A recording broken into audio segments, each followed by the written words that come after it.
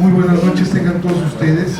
Este martes 10 de junio tenemos el grato y gusto de recibir la presentación del trabajo de ingreso del ingeniero José Luis Ortiz García, titulado Tonaya, ayer y hoy. Cedo el uso de la voz al señor secretario general para que conduzca esta ceremonia.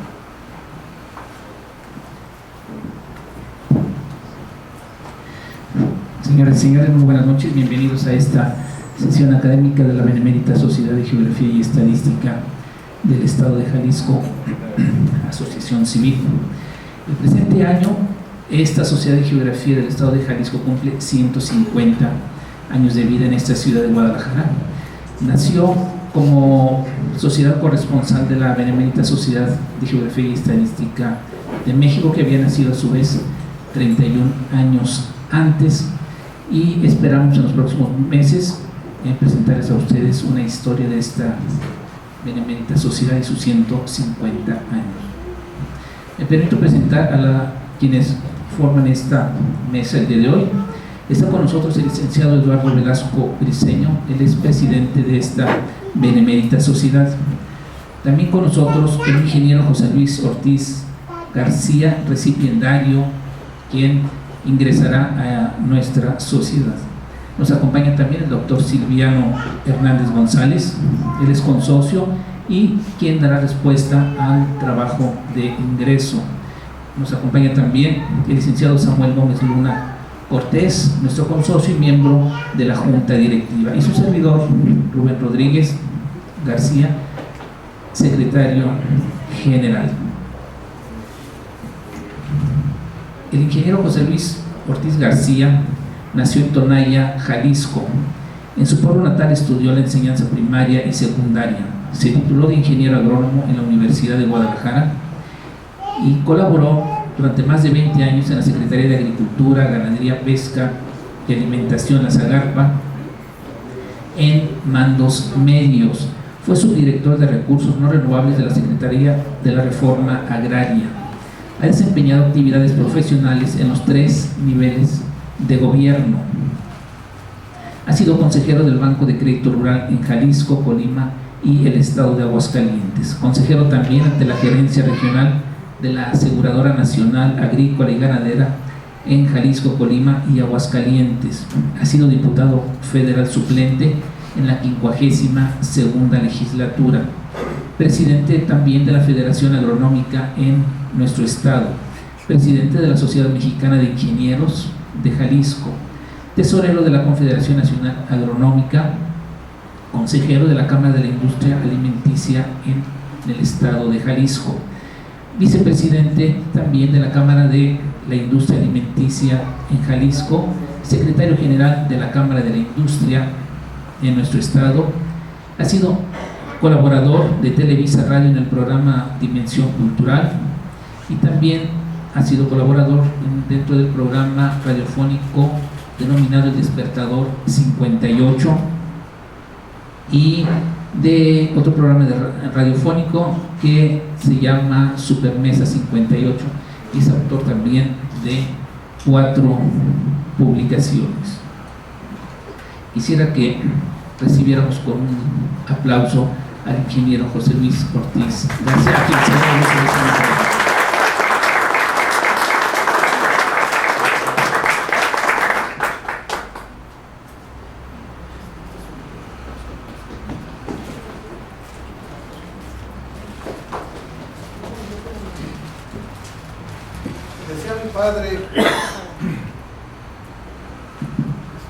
Decía mi padre que la gratitud debe ser la mayor virtud que nunca debe de perder el ser humano.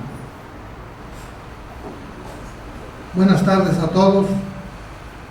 Mil gracias a todos ustedes por su presencia. Gracias a todos los que hicieron posible que el día de hoy tenga el gratísimo honor de formar parte de la honorable Benemérita Sociedad de Geografía y Estadística del Estado de Jalisco, misma que hoy nos cobija, donde no solo se respira cultura, sino también respeto por todos los seres vivos. Esta es una de las sociedades científicas y cultural más antiguas de América, la tercera del mundo, solo después de las ubicadas en Londres y en Inglaterra. Quiero agradecer infinitamente, en todo lo que vale, al doctor Silvano Hernández por honrarme y apoyarme, siendo el relator de mi trabajo de ingreso. Doctor, mil gracias. ¿Por qué escogí el tema de Tonaya? Con el nombre de Tonaya ayer y hoy. Porque yo nací en Tonaya, es el pueblo que me vio nacer.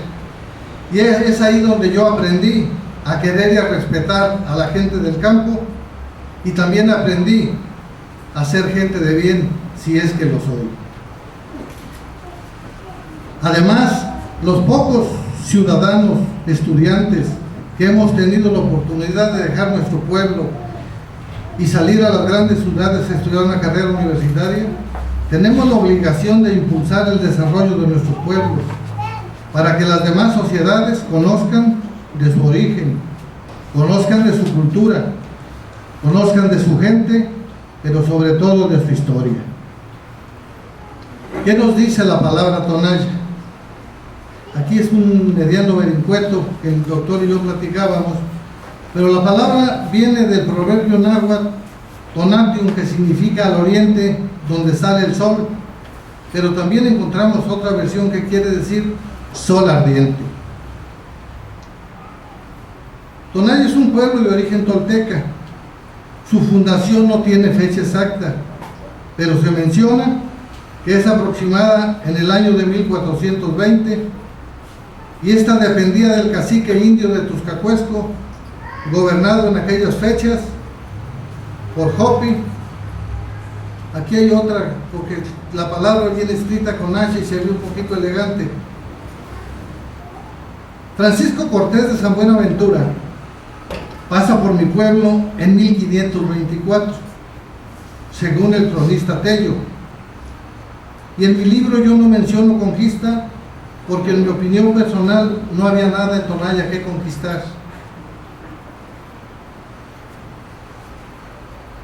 Tonaya colinda con los municipios de Limón, Chiquilistlán, Tapalpa, Tuscacuesco, San Gabriel y Ejutla. Nuestro pueblo que hoy nos ocupa, en el año de 1950, contaba con 4.227 habitantes en todo el municipio. ¿Qué nos dice la historia del municipio de Tonaya? Tonaya se convierte en municipio el día 6 de octubre del año de 1837, según un decreto firmado por el gobernador interino don Antonio Escobedo, quien era originario de la tierra de Exatlán. La parroquia de Tonaya. Tonaya se convierte en parroquia el día 29 de septiembre de 1900, en presencia del señor obispo don Atenógenes Silva, quien da fe de dicho suceso. Esto sucede 65 años después de que Tonaya se convierte en municipio, pero desde un principio, como parroquia, siguió perteneciendo a la diócesis de Colima. La historia nos habla de la iglesia, y se cree, porque no tenemos ningún sustento, que fueron los frailes franciscanos a finales del siglo XV los que convirtieron a los primeros tonayenses al cristianismo e iniciaron la construcción de la primera iglesia, hoy en ruinas. La iglesia nueva, como se le conoce, o la segunda iglesia, se empieza a construir el día 5 de diciembre de 1900, y es el arzobispo don Pedro Loza, arzobispo de Guadalajara, quien concede el permiso para que dicha población inicie los trabajos de construcción de este recinto católico. Esto sucede el día 12 del mes de diciembre del año de 1882. ¿Qué nos dice la historia de los presidentes municipales? Nos dice que ha gobernado Tonaya 70 presidentes municipales, partiendo del año de 1837 al año 2010, aunque esto es un verdadero dilema, ya que el archivo municipal fue quemado y desaparecen casi 40 años de historia de este municipio. La historia nos menciona que en nuestro pueblo se han ordenado 20 sacerdotes, entre ellos 2 canónigos y un sacerdote jesuita.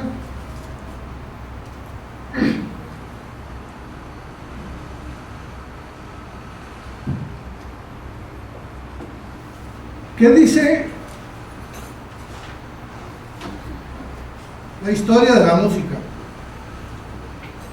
La historia nos habla que en 1913 se funda el primer conjunto de cuerdas denominado Orquesta Tonalla, compuesto por 6 músicos que permanecen unidos hasta el año de 1984. Quiero resaltar que esta orquesta de Tonalla tuvo fama regional y concurría a muchos eventos en todas las zonas de la región del Llano. También la historia nos dice que en 1920 se funda el primer mariachi con el nombre de Los Changuitos, perdón por Los Changuitos, siendo su fundador el señor Cristóbal Arellano, alias El Chango, de donde viene el seudónimo de Los Changuitos. Este mariachi se componía de 7 elementos y desaparecen en el año de 1959, donde esa familia emigra a la ciudad de Tijuana. Y también quiero recalcar que parte de los integrantes de ese mariachi eran hijos de don Cristóbal Arellano. También el calendario nos marca que en el año de 1940 don Fernando Terríquez crea un coro que cantaba en la iglesia, compuesto por 25 señoritas. Este coro, nos dice la historia, que en una ocasión lo invitaron a la población de San Gabriel para que acompañara a don José Mojica en unas fiestas patrias, que este fraile y artista acudió a su pueblo natal. En el año de 1920, el señor Canuto Pérez compra en la ciudad de Guadalajara el primer piano que llega a Tonalla, con un costo de 1,675 pesos. Pero el costo no era el dilema. El dilema es cómo llegaba ese instrumento a Tonalla. Estamos hablando de 1920. Tonalla no tenía más que esperanzas y aventuras, no contaba con ningún camino. El instrumento llega por ferrocarril a Sayula, y de Sayula a Tonalla lo llevan en una carreta tirada por bueyes, pero la odisea dura 8 días de viaje. Con este piano da cuenta las gentes viejas de Tonalla, y creo que por aquí andan los bisnietos de don Canuto, que con este piano, cargado por 10 personas, llegaron a llevar serenatas a muchas de las guapenses, de las muy guapas muchachas de Tonalla. ¿Qué nos dice la historia de la industria de mi pueblo? Estamos hablando del año de 1930 y nos dice que existió una fábrica que elaboraba cigarros puros con la marca El Gacho. También en el año de 1935 se instala una fábrica de cohetes de pólvora que dura hasta 1960 y nunca se supo de una desgracia como suele suceder en las grandes ciudades donde albergan este tipo de industrias. En los años 50 se instala una fábrica de refrescos de sabor grosella, donde el refresco contaba 3 centavos cada uno de ellos. Esta fábrica estuvo instalada donde hoy vive la señora Juana García de Robles, fallecida también. La historia nos habla de que en el año de 1880 ya se elaboraba vino mezcal, llegando a existir entre 9 y 13 fábricas que elaboraban dicho producto. Esto hace que Tonalla sea uno de los municipios que en esa región tenía el per cápita más alto, ya que llegó a generar 200 empleos permanentes en aguas y secas, como dicen los rancheros. En el año de 1890, que creo que en ninguna parte del estado de Jalisco, ahí en Tonaya ya se elaboraba alcohol y azúcar de caña en la hacienda del Refugio, propiedad de los hermanos Vergara.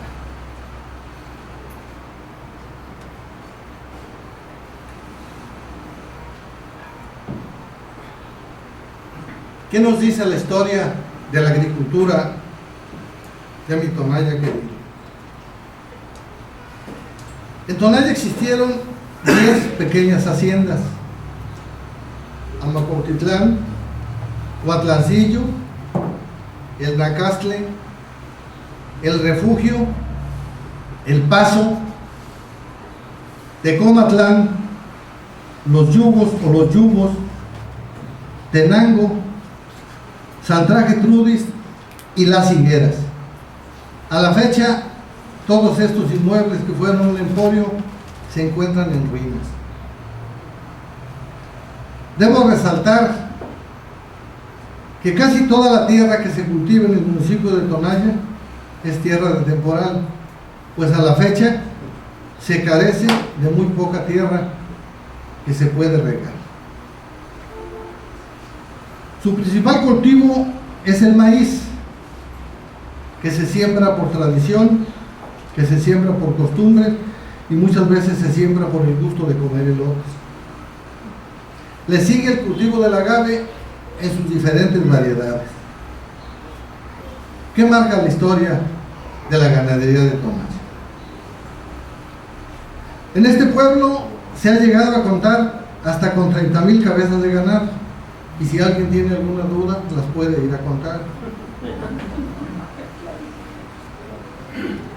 En la temporada de lluvias o en la temporada de las aguas, como los rancheros conocemos, se llegaron a ordeñar más de 2,000 vacas que daban muy poca leche, pero es así muy blanca, como decía don Atanasio, un viejito del rancho del Refugio.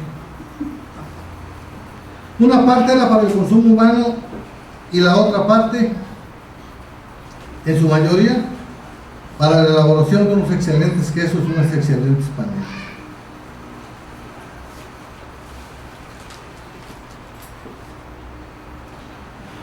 Dejé yo un capítulo muy importante, y para el último yo quiero ser breve porque aquí el tiempo es oro y hay que apegarnos a él, y el doctor también tiene muchas cosas que decir. Ese capítulo le decimos sucesos para recordar. Para muchos de los que nacimos en Tonaya y los que emigramos a otras poblaciones, a otras partes, esto es muy importante y sobre todo es muy atractivo emocional y espiritualmente. La primera vez que se generó energía eléctrica en mi pueblo fue en el año de 1918, con un motor de gasolina. Esa planta la llevó a Tonaya el señor Rito Soto, por aquí creo que andan sus nietos o sus bisnietos. El primer vehículo de motor que llegó a pisar las hermosas sierras de Tonaya fue un carro de la marca Rooster, perdón por el inglés, se escribe con doble O. Era un carro con rines de madera de color gris. Esto sucedió en el año de 1922 y su propietario fue el señor Rafael Ruelas, que hace ya muchos años lo cobija la madre tierra. El primer molino para moler nixtamal se instala en 1920, ubicándose donde hoy se conoce como la calle Morelos, y lo lleva también el señor don Rito Soto. Quiero recalcar yo con respecto a la luz eléctrica que a mí me tocó conocer ya por allá en los 1960. La atendía un señor llamado don Enrique Flores, pero era un hombre tan inteligente. Usaba más una naranja colgada que un foco, y creo que se cobraba 7 pesos mensuales. Pero cuando llegaba a Tonaya alguna gente de Estados Unidos que traía una plancha o un radio, usted veía a don Enrique Flores como a las 9 de la noche con una escalera en mano, y él iba y detectaba en qué casa estaba conectada la plancha o en qué casa estaba conectado el radio. Repito, creo que cobraban 8 pesos mensuales. Lo que sí me acuerdo que él usaba más una naranja colgada que el foco, y esta luz se apagaba entre 9:30 y 10 de la noche. Entonces todo el mundo tenía que correr antes para cruzar las calles polvorientas de Tonalla.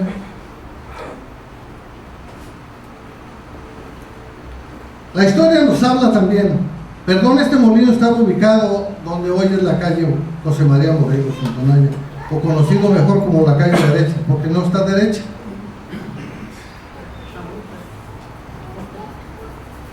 En el año de 1919, por primera vez, se abren caminos de tierra para que puedan circular vehículos de motor. Los jornaleros que trabajaban en este camino ganaban 35 centavos porque se hacía a pico y pala, y a los barreteros o afiladores les pagaban un 10 centavos más.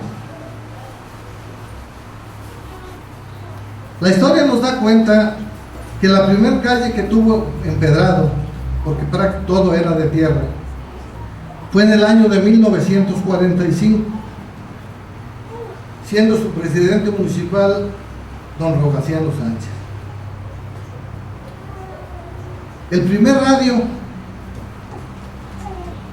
llega a Tonalla en 1921. Lo llevó el sacerdote Librado Gómez, originario del rancho de los Almoles de esta población. Cuentan los viejos, que ya quedan muy pocos, que este aparato era demasiado grande y tenía audífonos, y lo activaba una batería casi del mismo tamaño. Y miren ustedes los contrastes de la historia, lo que es a veces la ingratitud. A Tonalla llega el cine en el año de 1951. Después de 50 años que los hermanos Lumière lo descubren o lo inventan en la ciudad de París. El cine que yo conocí pues era un corralón donde no había ni sillas ni bancas, todo el mundo corríamos a tratar de ganar una piedra para poder disfrutar de la función, que yo me acuerdo que cobraban creo 50 centavos para los niños y 1 peso para los grandes. En el año de 1965 se corona la Virgen de Tonalla. Esto fue, vaya la redundancia, con una corona de oro macizo de 18 quilates. El costo fue de 15,000 pesos y la pagó don Miguel Ochoa, un tonayense radicado en Ciudad Guzmán, que hoy ya lo cobija la Madre Tierra. De este acto dio presencia el señor cardenal don José Garibay Rivera el día 15 del año que estamos hablando, que es de 1965. Otro contraste de la vida y la ingratitud de la vida. La Comisión Federal de Electricidad alumbra mi querido Tonalla en el año de 1965, y con ella llega sobre todo la televisión. Por ahí cuenta la historia que en los años de 1950, creo don Eliodoro García llevó una televisión que se manejaba con pilas, pero eso no nos lo marca la historia. Les repito, el costo de los 15,000 pesos, porque quizá ahorita se nos diga, bueno, son 15,000 pesos, pero en aquellas fechas era un dinero que había que buscarlo de mil formas. La carretera con pavimento llega en el año de 1975, yendo de San Gabriel a mi querido Tonaya. Antes de estas fechas, en las épocas o en el tiempo de las aguas, Tonaya llegó a estar incomunicado entre 7 y 8 días. Se acababan las galletas, se acababa el petróleo, se acababan las velas, se acababan los cigarros. Lo que nunca se acababa era el mezcal, que es lo que alegraba el entusiasmo de la población. Posteriormente ya se hace el camino de Tonaya al Grullo casi en las mismas fechas y queda totalmente comunicada Tonaya con la grande ciudad. Hay un dato muy importante para mí y para muchos de los que estamos aquí. Se trata de la secundaria.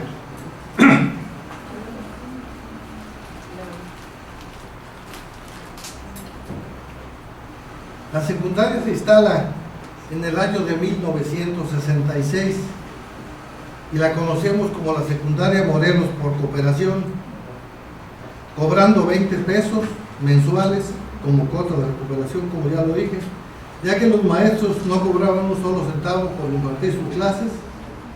Mi reconocimiento y mi eterno agradecimiento para todos ellos. Gracias a esta secundaria Morelos, muchos pudimos venir a estudiar una carrera universitaria a la ciudad de Guadalajara.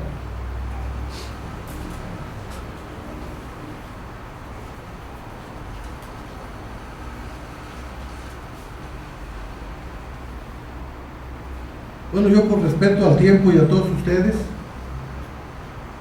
con esto concluyo. Lo concluyo muy orgulloso de ingresar a esta benemérita Sociedad de Geografía y Estadística del Estado de Jalisco, agradeciendo nuevamente a todos los que hicieron posible para que el día de hoy pudiese yo hablarles de tú con todas las personalidades que me acompañan en el presidio y que son miembros de esta honorable institución. Doctor Silvano, muchísimas gracias. Muchísimas gracias a ustedes por ponerme atención. Y ojalá dejemos un pequeño espacio, señor presidente, para alguna pregunta y para alguna respuesta, si usted lo cree necesario. Perdón, los trabajos. Con esto concluyo. Muchísimas gracias. Espero haber sido claro para que me escuchen y corto para que me aplaudan. Muchas gracias.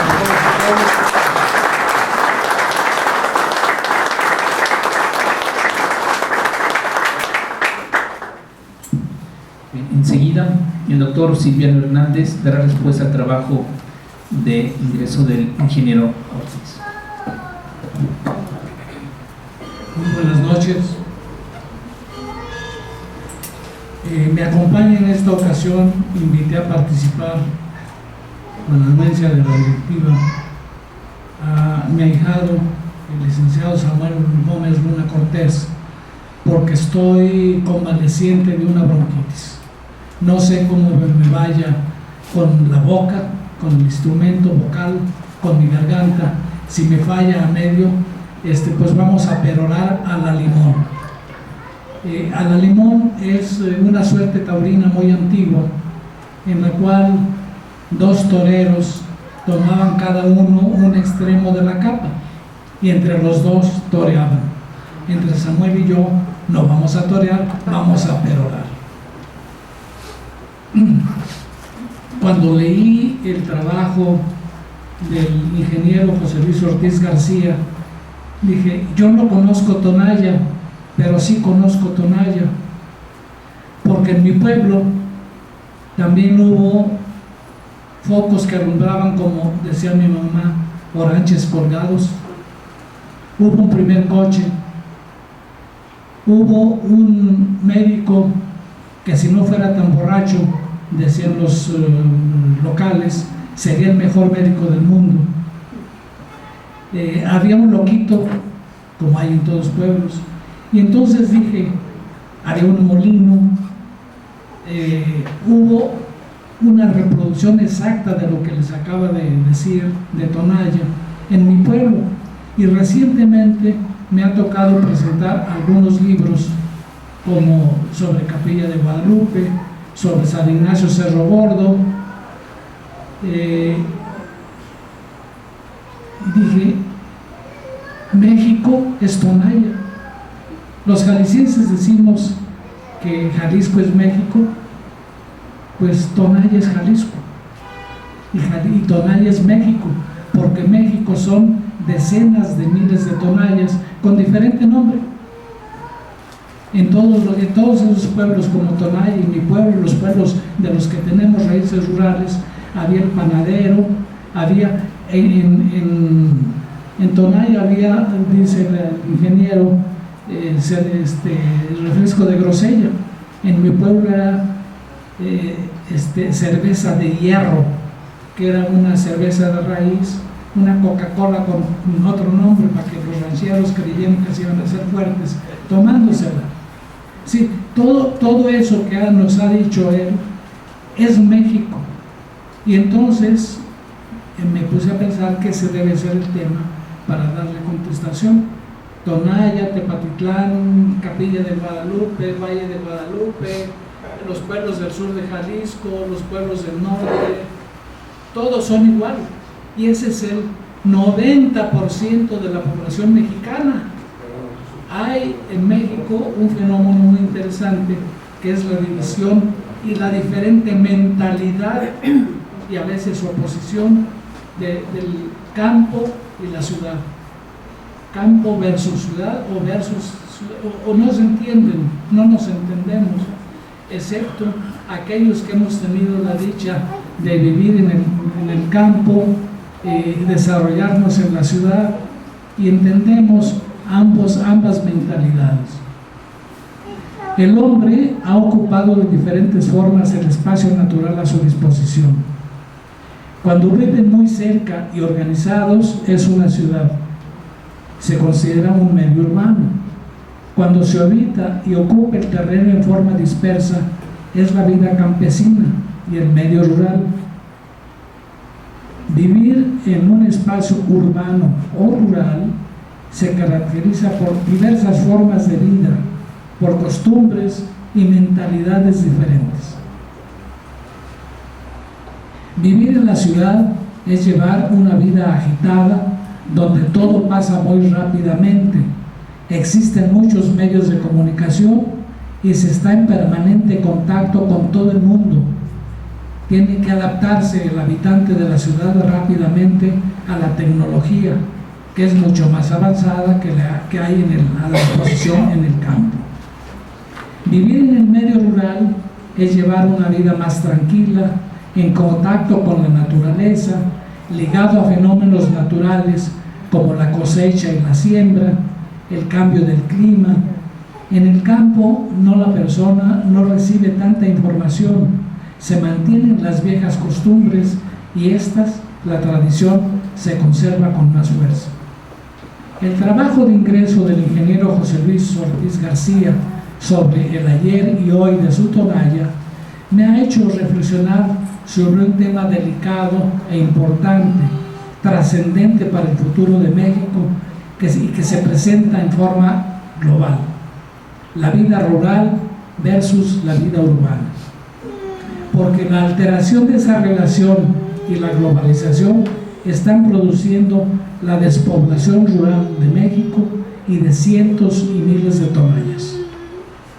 México era autosuficiente cuando cada una de esas poblaciones poseía una escuela de niños y una escuela de niñas, herrería, carpinterías, panaderías, fábricas de pastas, rastro, carnicerías con fabricación de embutidos como chorizo, longaniza, quesos de puerco, lecheros que llevaban la leche a casa, producción de quesos, cremas, mantequilla, cajetas, jamoncillos, dulces de leche, molino y tortillería, tendajones o tiendas de abarrotes en cada barrio, sastres, costureras, y por intercambio o producción vecina se podrían obtener vinos, alcohol, jarciería, sal, servicios de boticario, fotógrafo, un puesto de periódicos, hasta una buena banda de música, además de grupos de aficionados. Todos los servicios requeridos estaban satisfechos y producidos por el mismo pueblo o pueblos vecinos. Eso esa calidad de vida se ha perdido y necesitamos recuperarla.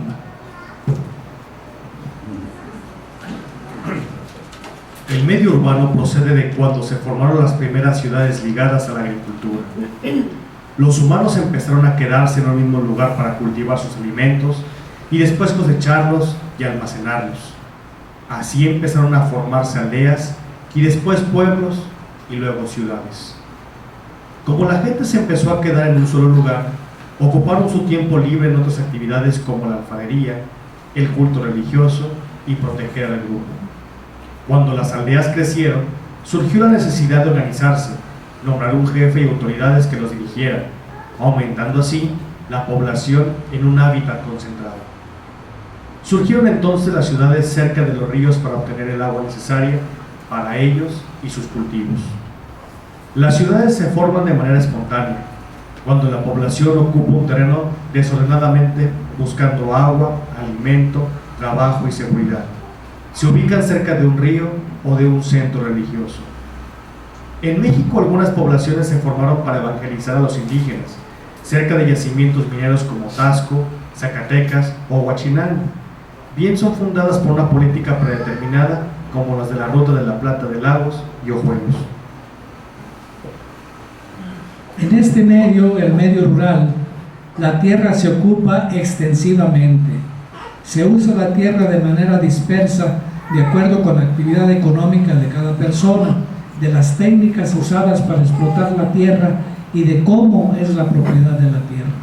Se trabaja en actividades primarias de las que se extraen recursos naturales, agricultura, explotación forestal, ganadería, pesca, minería. En esas actividades es necesaria una gran superficie y como las personas no pueden viajar todos los días desde la ciudad hacia su campo, viven cerca de su trabajo. Los campesinos y agricultores viven y trabajan en un mismo lugar. Las viviendas rurales son hechas con materiales de la zona que cumplen alguna función relacionada con la actividad económica.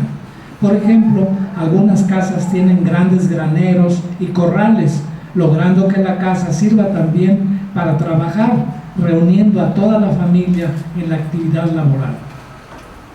Y en los medios rurales, a veces también se encuentran características que tienen las ciudades. Existen almacenes, escuelas, correo, policía, etc. Entonces, dependiendo de la cantidad de habitantes que haya en el medio rural, esta agrupación puede ser aldea, pueblo o ciudad. El campo ha ido avanzando en tecnología, ya que ahora hay sembradoras, trilladores, nuevos métodos de riego, presas.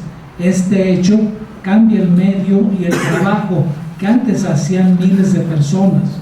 En algunas partes, esto ha logrado reemplazar el trabajo del hombre.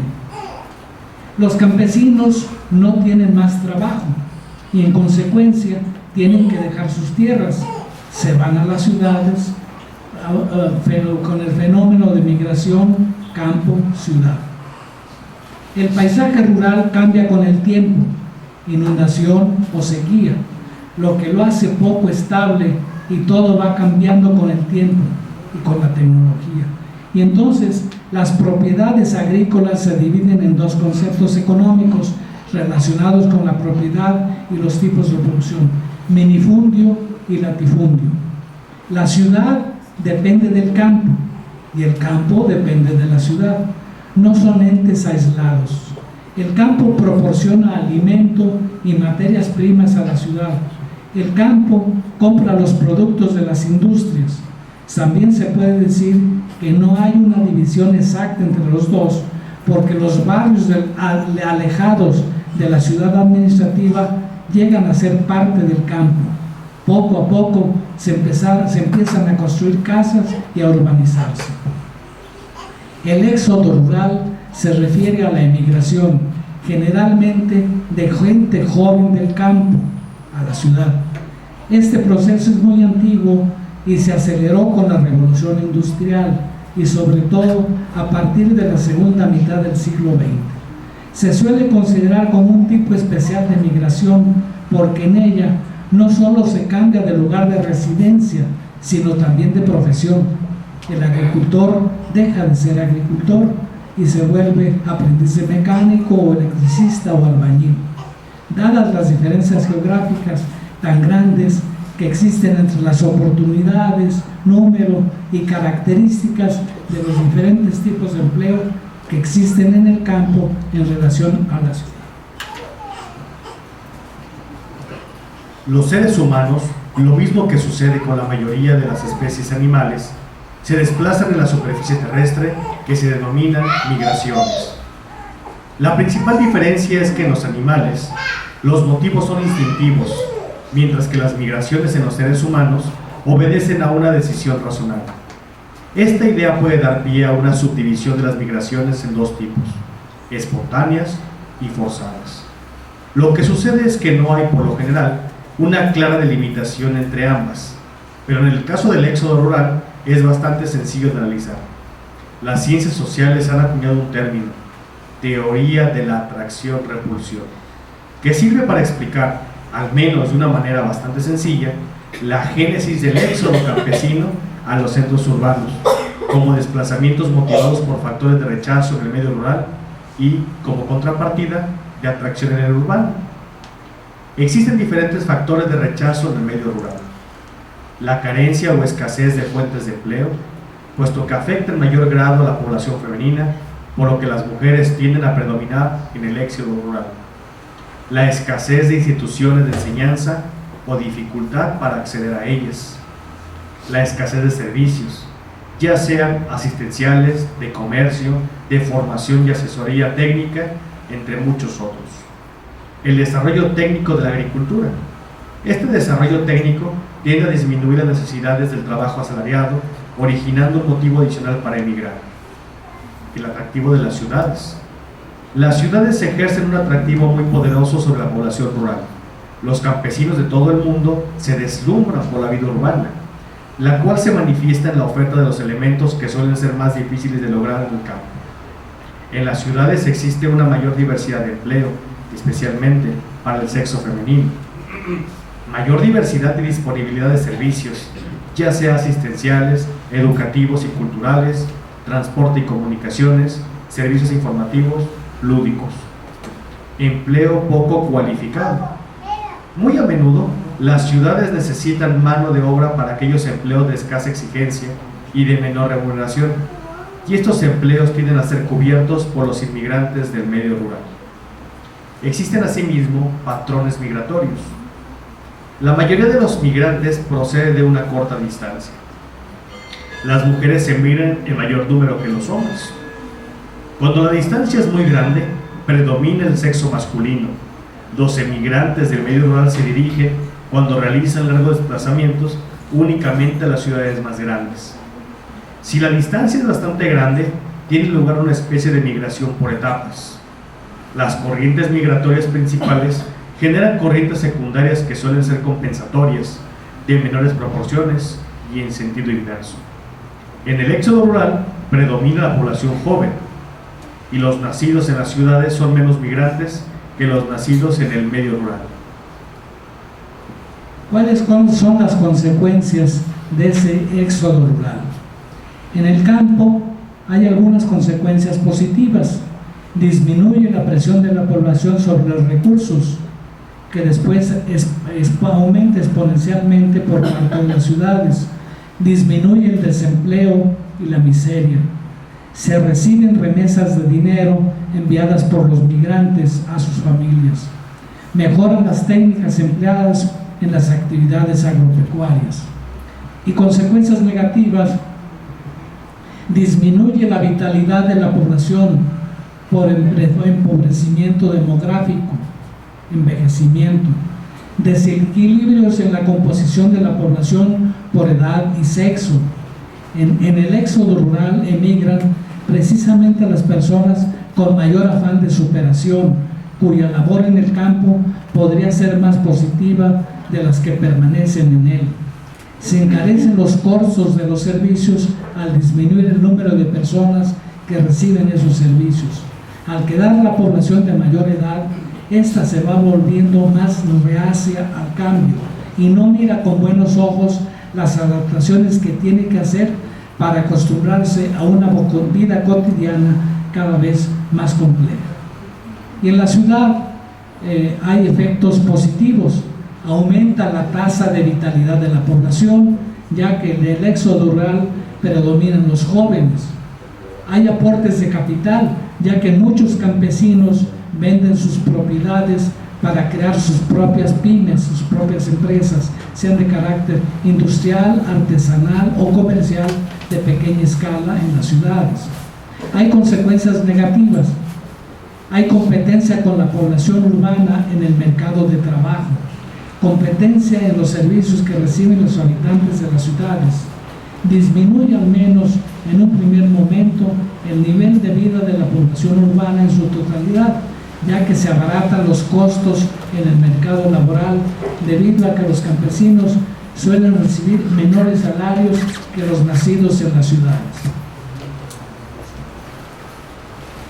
Las diferencias entre el medio rural y el urbano en fechas relativamente recientes no eran tan grandes como ahora. Ha sido el extraordinario desarrollo tecnológico y económico del último medio siglo, a partir de la Segunda Guerra Mundial, en el que ha creado una notable diferencia creciente entre el campo y la ciudad. La situación actual es relativamente sencilla. En los países desarrollados, la antigua inmigración procedente del campo es sustituida por inmigrantes legales e ilegales, procedentes de países no desarrollados como es entre México y los Estados Unidos. La gran mayoría de los habitantes de las ciudades subestiman y hasta menosprecian a los campesinos, y estos, por su parte, no se adaptan a la vida urbana. Cuando llegan a una ciudad grande, usualmente invitados por algún familiar, no suelen permanecer mucho tiempo y al final prefieren irse a su rancho o pueblo, a tener que vivir con un mundo tan distinto al de ellos.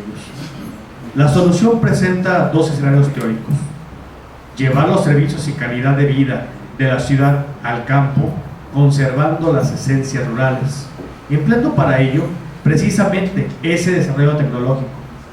La otra cara es traer el campo a la ciudad con el incremento de espacios arbolados y zonas de reserva campestre, y una arquitectura particular privilegiando los espacios verdes. En países desarrollados se ha intentado lograr un sistema de vida que toma lo mejor de los dos mundos, el rural y el urbano. Con trabajo en la ciudad y hogar en una residencia rural suburbana, no es un buen sistema por la necesidad de viajar diariamente para tener las ventajas de los dos entornos. En México, el abandono del campo ha creado una serie de problemas complejos, tanto en el medio rural como en el urbano: pueblos fantasma o de solos mujeres y adultos mayores.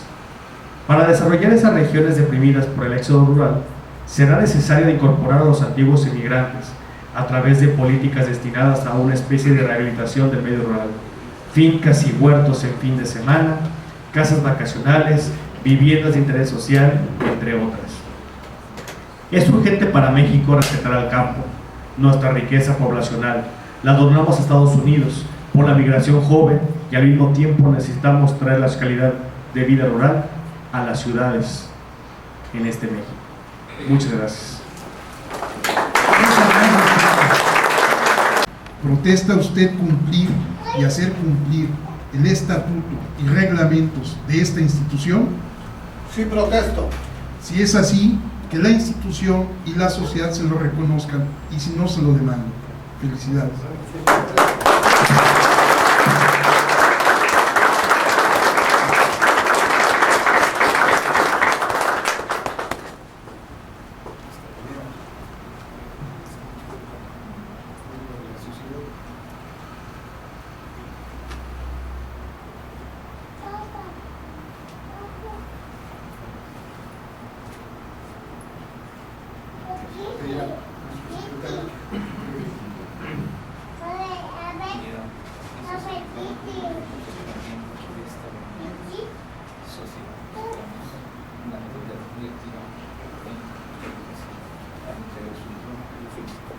Gracias.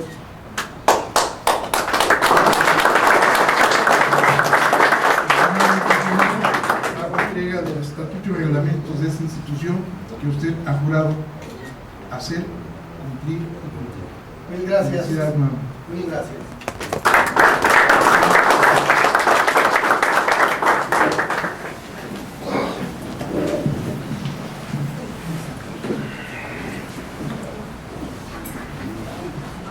Antes de dar un aviso a ustedes, deseamos destacar la asistencia del ingeniero Juan Carlos Vázquez Becerra. Él es secretario del Medio Ambiente del Ayuntamiento de Guadalajara y viene en representación del ingeniero Ramiro Hernández, presidente municipal de Guadalajara. Bienvenido.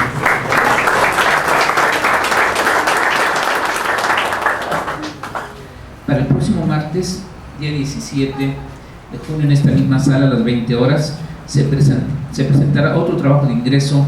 Ese será del ingeniero Mario Eduardo Poliñón Orozco y lleva el título de Las religiones afrocubanas en México, a la que están todos cordialmente invitados. Y desde luego, para finalizar, pues quedan invitados todos para un brindis de honor para seguir repartiendo con nuestro ponente, el ingeniero José Luis Ortiz. Y cedo por último este micrófono a nuestro presidente para que haga la clausura formal de esta solemne sesión académica. Gracias. Gracias, señor secretario. Antes de concluir, quiero destacar la presencia del maestro Julio Alejandro Santillán Becerra, expresidente de esta institución, y por supuesto de nuestro amigo el licenciado Pablo García, distinguido funcionario de la Administración Municipal de Guadalajara. Gracias por su presencia. Bueno, ya está la invitación. El próximo martes tenemos este trabajo de ingreso, las religiones afrocubanas en México, que como ustedes podrán constatar, esta casa está abierta no solamente a la antropología social, a temas históricos, sino también a una gama, un horizonte muy amplio de diversas áreas del conocimiento humano. Por tanto, siendo las 20 horas con 55 minutos de este martes 10 de junio, se da por clausurada esta solemne sesión.